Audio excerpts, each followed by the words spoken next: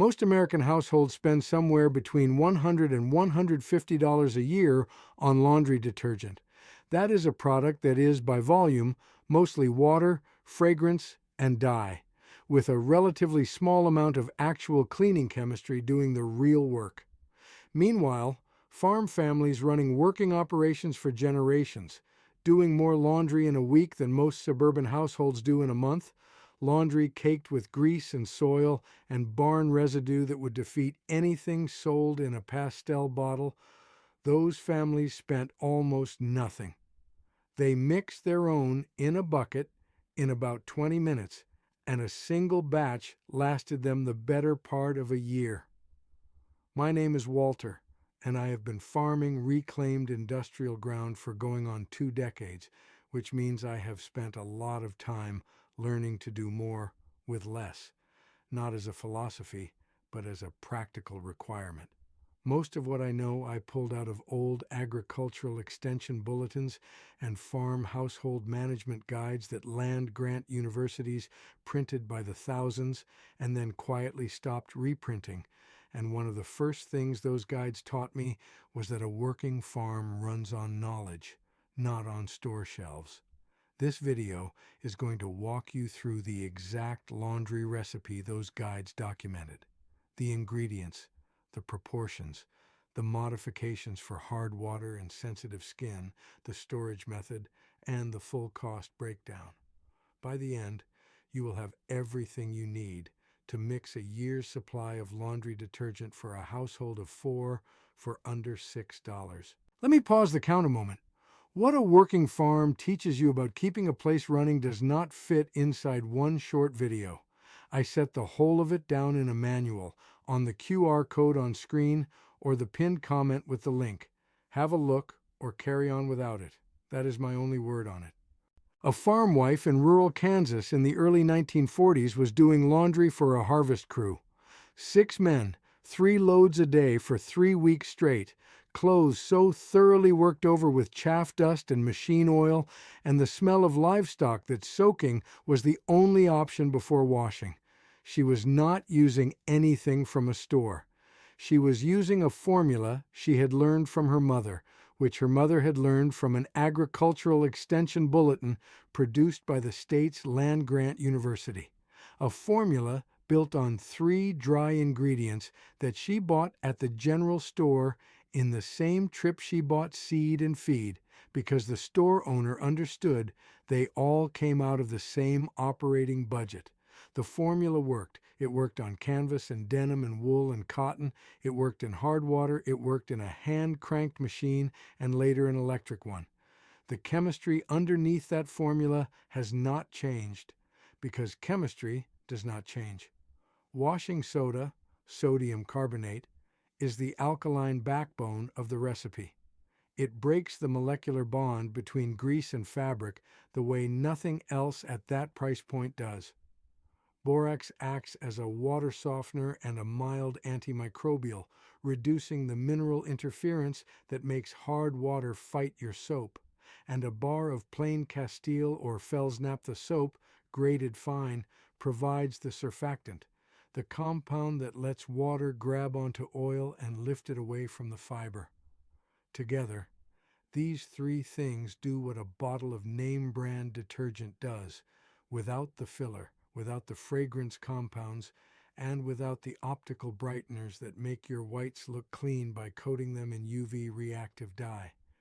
That recipe is still in those extension bulletins. Many of them are digitized. Your state's land-grant university almost certainly has an archive. This week, find it. Pull up the household management section. Read one original document, not a blog post summarizing it. An original document. Notice the difference between writing meant to help someone and writing meant to sell them something. Next, we are going to talk about exactly what goes in the batch and exactly how much. A rural general store in 1938 stocked washing soda and borax right next to the agricultural inputs. Not in a separate aisle, not in a different category, because the family running the farm understood that the household and the operation were one economy, not 2. The recipe is straightforward enough to memorize. 1 cup of washing soda, 1 cup of borax, 1 bar of Fels naphtha soap, grated.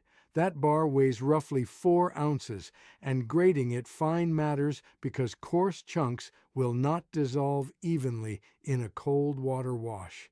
Combine all 3 dry. Stir thoroughly. Store in a sealed container. That is the entire production process. For dosing, 1 tablespoon handles a lightly soiled standard load. 2 tablespoons handles farm work clothes or anything that spent time in the field. If you have a high-efficiency machine, this formula is already low sudsing.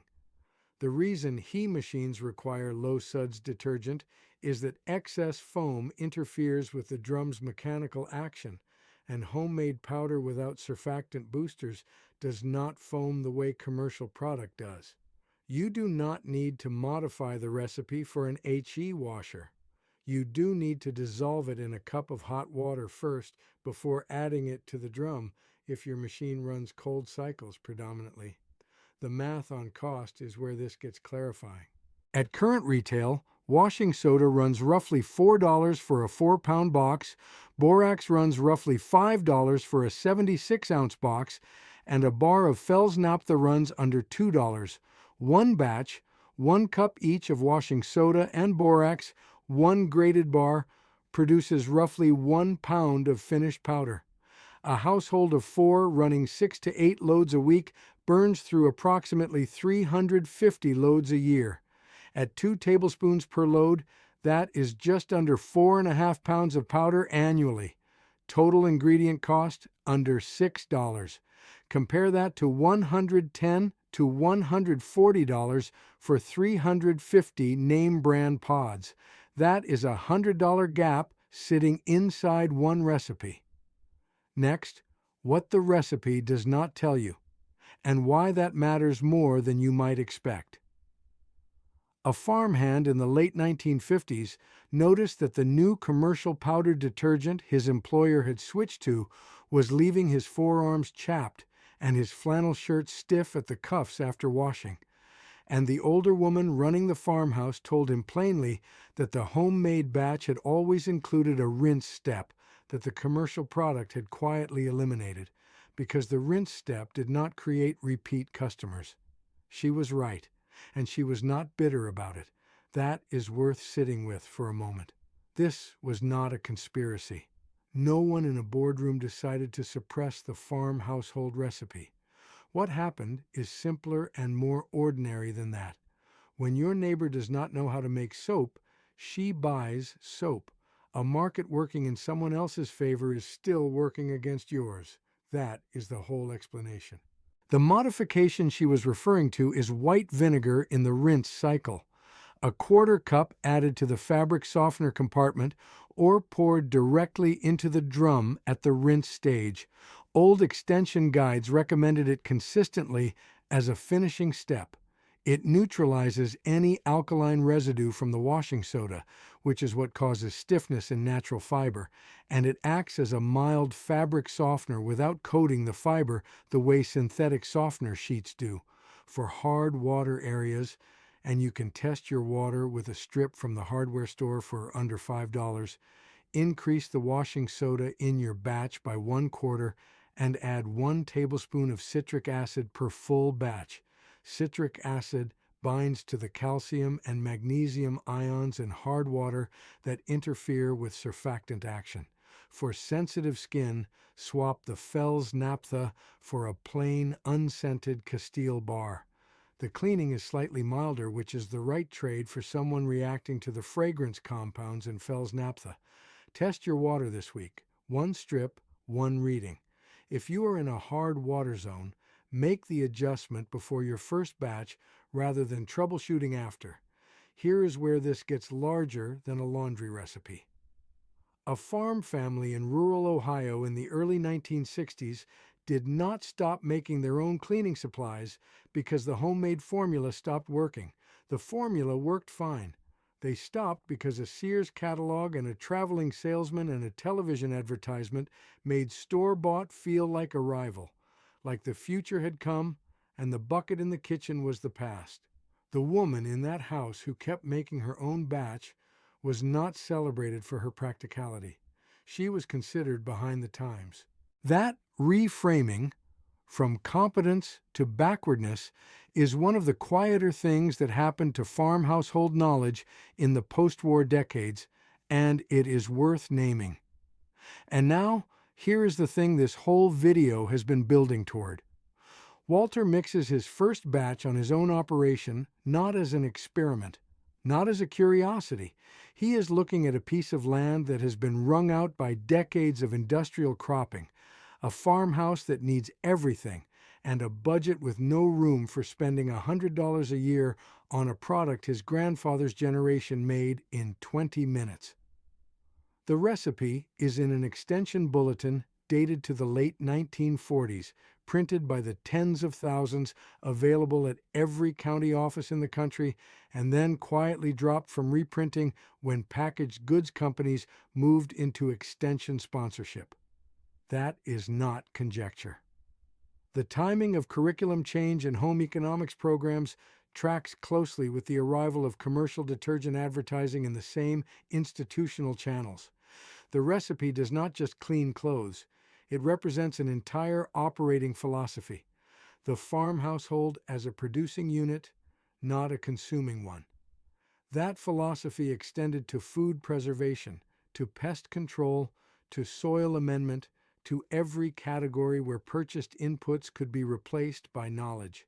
Washing soda cuts grease on kitchen surfaces with no modification.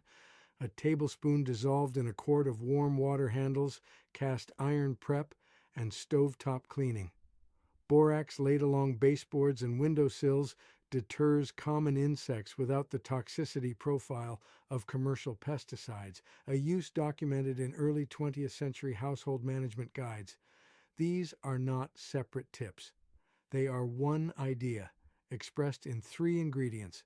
Make the full batch. Label the container with the date and the recipe. Put that container somewhere visible. That label is a small act of record keeping.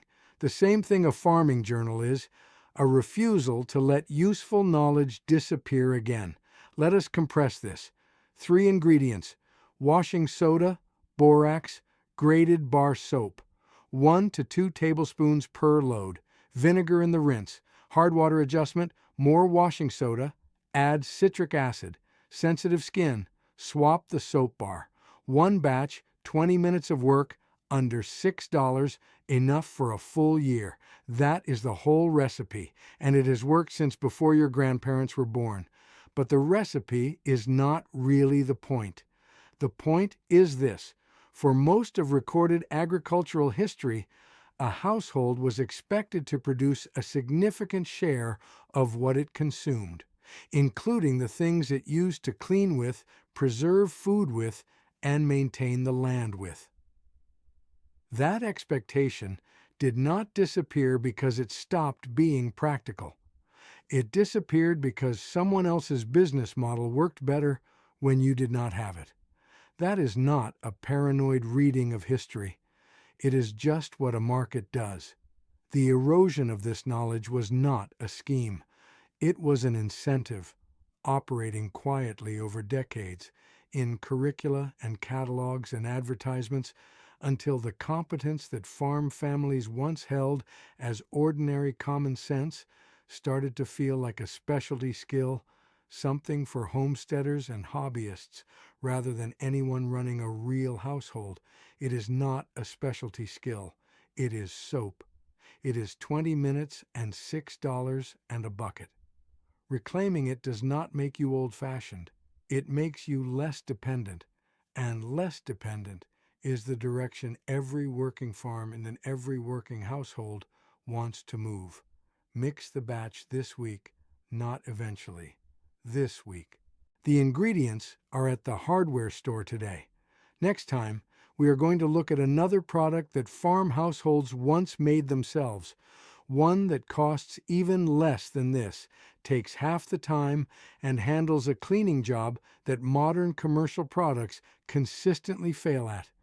The cleaning job, I will tell you, the one ingredient that makes it work, that is what you will have to come back for.